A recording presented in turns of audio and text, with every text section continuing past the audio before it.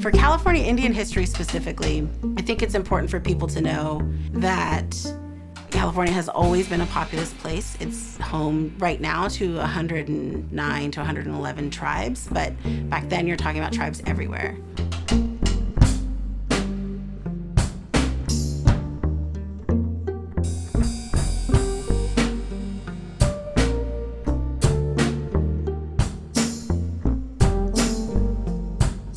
There is no empty space of wilderness that exists in this place that we currently call California. The way you know that there were California Indians everywhere is that every place had a name. There was not a mountain or a field or a region that there wasn't a tribe who had already named it. For the sciences, I think that the land bridge theory has always been sort of a first point of knowledge about Native people. But there have been new studies that have shown that there was humans in this side of the Americas over 100,000 years ago, which would mean that that is around the same amount of time in which they say people were sort of first leaving Africa. And so we are asking people to complicate how they understand who we are as Indigenous peoples here. What we say is we're from this place.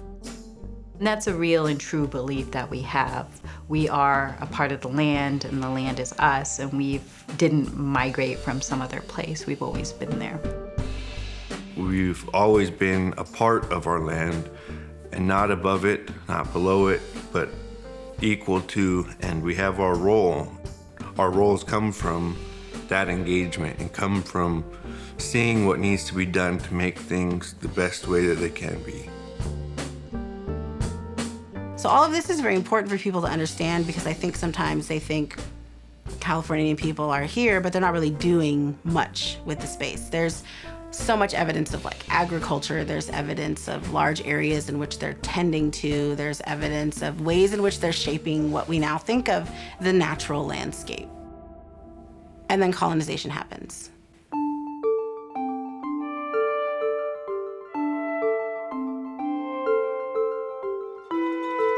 Most California Native scholars, they call it invasion. So we're being invaded. When Cabrillo was first on one of his ships in 1500s, burning of the land is what actually gave away people on that land. That was like the first thing that, colonizers saw, was our traditional burnings of the lands.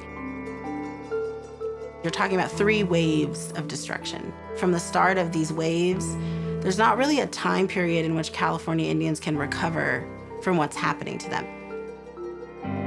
So the first wave of destruction is the Spanish mission system.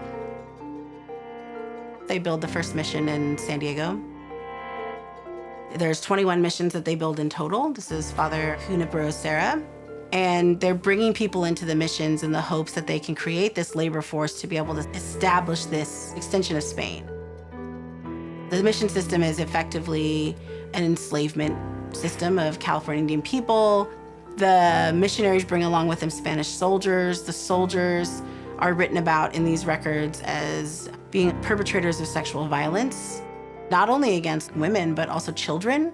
Junipero Serra actually talks about that in his journals. He's like, they are sexually assaulting women and children in front of people.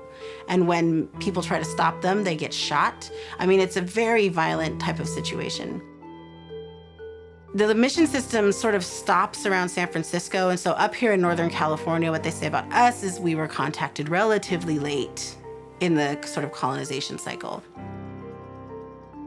We had contact with some explorers who had come through, people that were looking mostly for gold. And at a point, they find gold. And this is where you get these sort of like massive influx of the gold rush.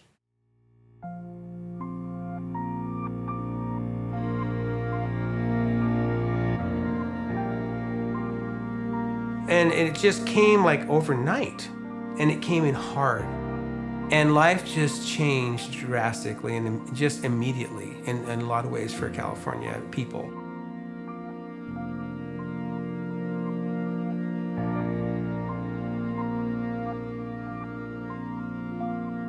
They're not here so that they can set up a colony or so that they can establish a labor force. They want gold.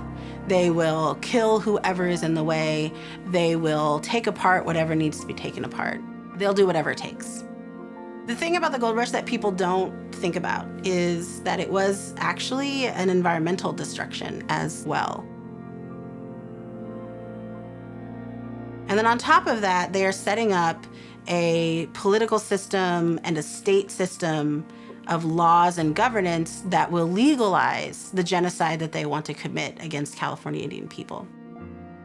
Our first Lieutenant Governor, Peter Burnett, saw this huge population of Indians in the state. And so he's the one that, charged the war of extermination on the California Indians. And we lost, probably around 80% of our total population in just a short period of years. The early settlers wanted the resources. They wanted what would make them rich faster. But instead of asking the tribe to help them or assist them, they said, well, since the tribe probably won't just give it to us, we're just going to wipe them out, we're going to massacre them, we're going to take everything for ourselves.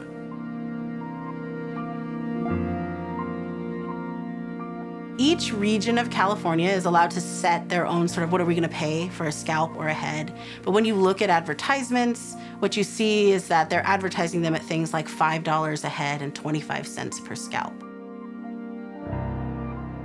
The first year that they do this, they pay $1 million. The state of California says that it has paid $1 million for killing Indian people. The second year they do it, it's $1 million.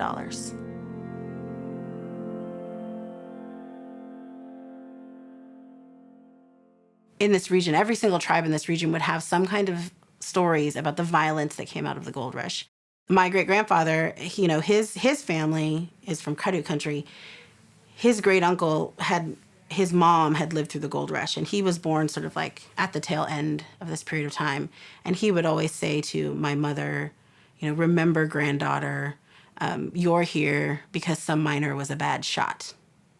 Like, that's how close it is to who we are.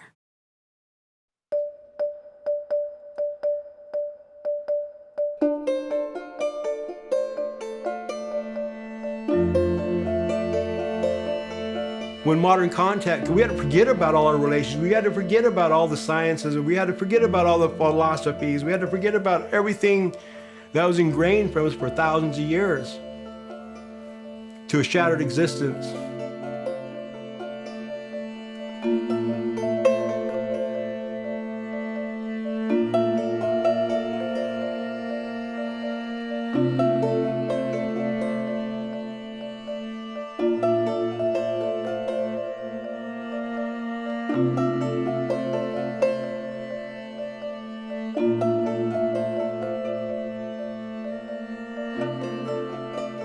They would take your kids from your family and take them to boarding schools and assimilate you.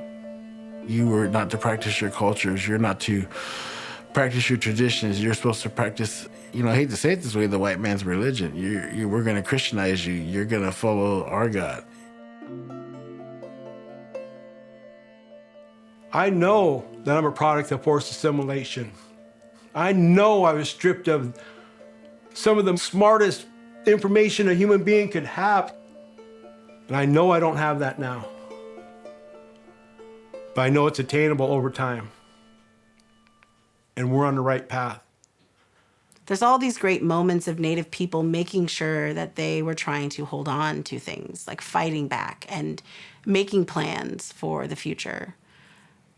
It's palpable in Humboldt County.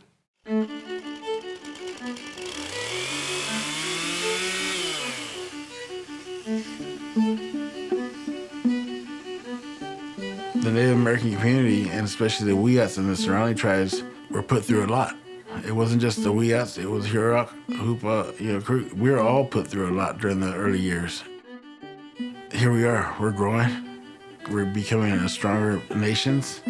We're working together with each other to create a positive thing. And not only with us working with each other's sister tribes, we're working with the cities, the governments that surround us, the schools, HSU, to make this more positive. Humboldt State University is within the Aboriginal territory of the Wiyot people.